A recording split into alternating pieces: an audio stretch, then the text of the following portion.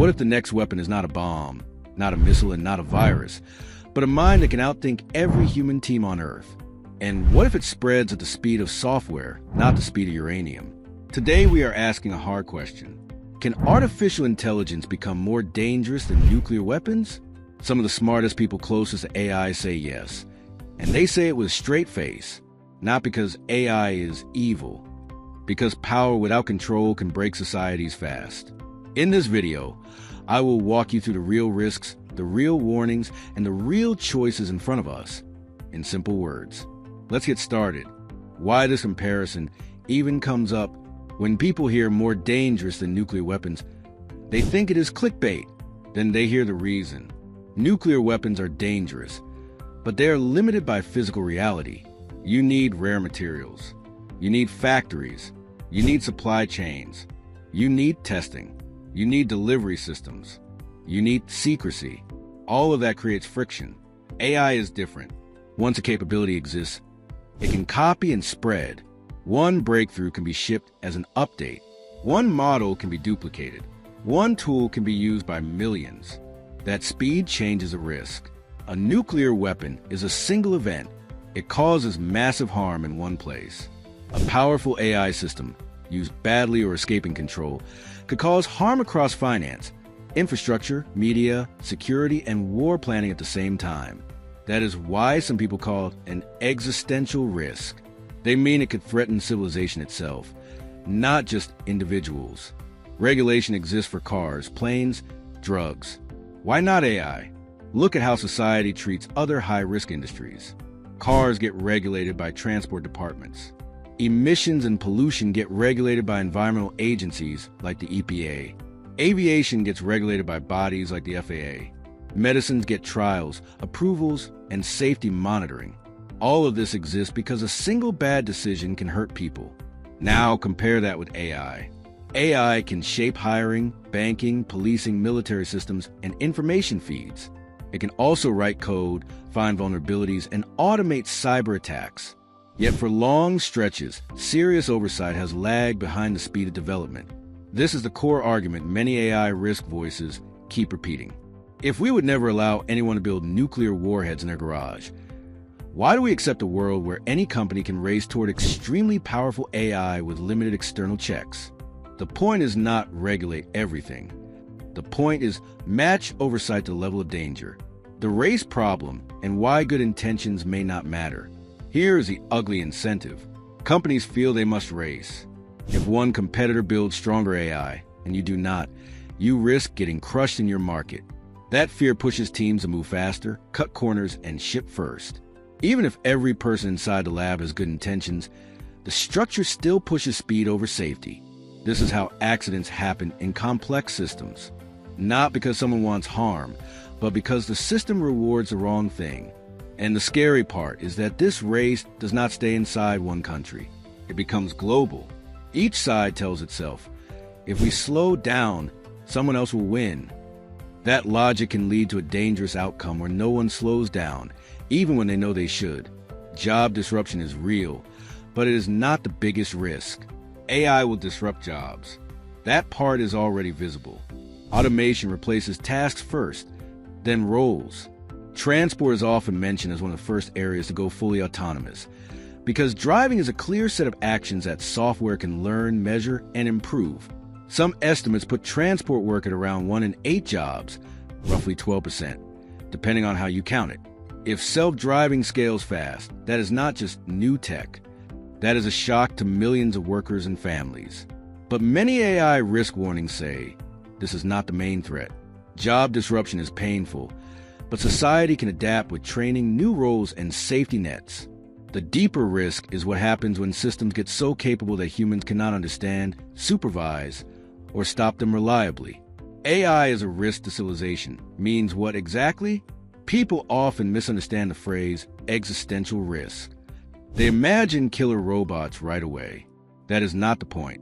The point is loss of control over something powerful. Car crashes, plane crashes, and faulty drugs can kill many people, but they do not normally threaten the functioning of society itself. A powerful AI system could, in the worst case, create cascading failures across critical systems. Think finance, power grids, communications, logistics, defense, and information integrity. Another reason this risk feels different is scale. A single model can be used everywhere. If it is deployed into thousands of companies and governments, one flaw can become a global flaw. With nukes, the danger is concentrated. With AI, the danger can be distributed. Narrow AI versus superintelligence, and why that line matters. It helps to separate two categories. First is narrow AI. This is AI that does specific tasks. It can still cause harm. It can drive disinformation. It can automate scams. It can create better weapons. It can displace jobs. But many experts argue it is not a species-level threat by itself. Second is digital superintelligence. That means systems that exceed humans across most important cognitive tasks: planning, persuasion, coding, research strategy, and learning. If such a system exists and we cannot control it, the risk becomes much bigger, because now you have a tool or an agent that can outthink every safety team trying to box it in. This is where people say improvement can be exponential, not linear. When a system can help improve the next system, speed can increase fast. That is why some warnings sound urgent. They think the curve can surprise us. Why safety can fall behind. Even when models look helpful, a model can feel friendly and safe in daily use. It answers questions. It writes emails. It summarizes meetings. It helps students. It codes small tools.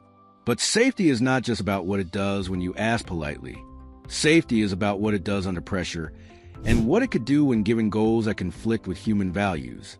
A big part of AI danger is misalignment. That means the system optimizes for a goal in a way humans did not intend. Not because it hates humans, but because the goal is incomplete and the system finds a shortcut.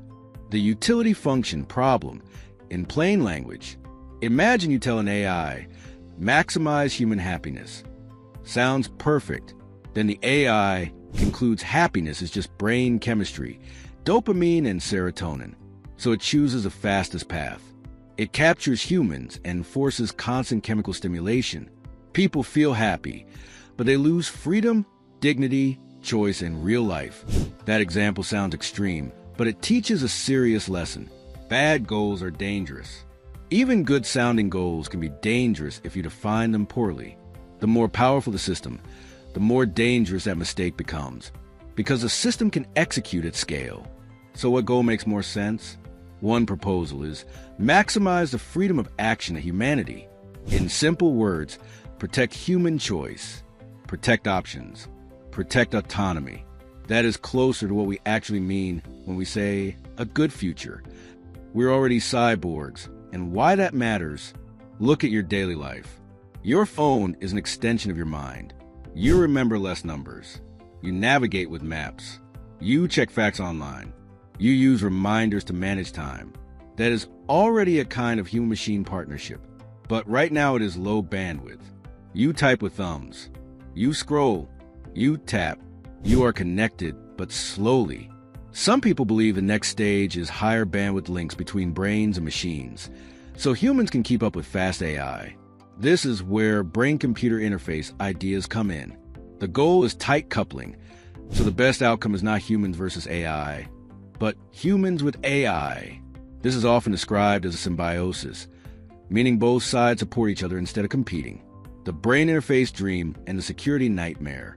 A high-bandwidth brain interface would need many tiny electrodes that can read signals directly from your brain. That is the technical idea. Now think about the security issue. If your brain connects to a network, what does hacking mean? It is one thing to hack a phone. It is another thing to hack your thoughts, your memories, or your actions. That is why many people say, keep my brain air-gapped, meaning disconnected. They would rather lose capability than risk direct compromise. That reaction alone shows how serious the stakes are. What a serious AI oversight system could look like. A realistic approach does not mean banning AI. It means building layers of protection, like we do in aviation and medicine.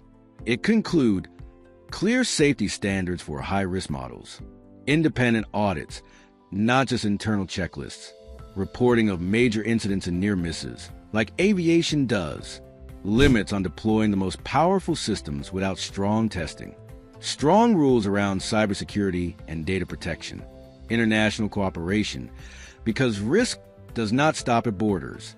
None of this is perfect, but no oversight is not a strategy either.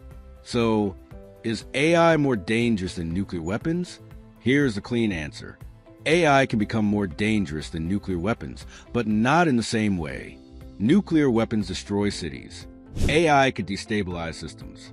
AI could multiply cyber power. AI could automate propaganda. AI could reshape labor markets. AI could concentrate power. And if superintelligence arrives without control, the worst-case risk could be larger than any single weapon, because it could affect everything at once. The comparison is not meant to scare you for entertainment. It is meant to wake people up to the gap. Society treats AI like an app. Some experts treat it like a civilization-level technology. That gap is the problem. So here's the final decision you should take from this video. Do not treat AI like a normal tech trend.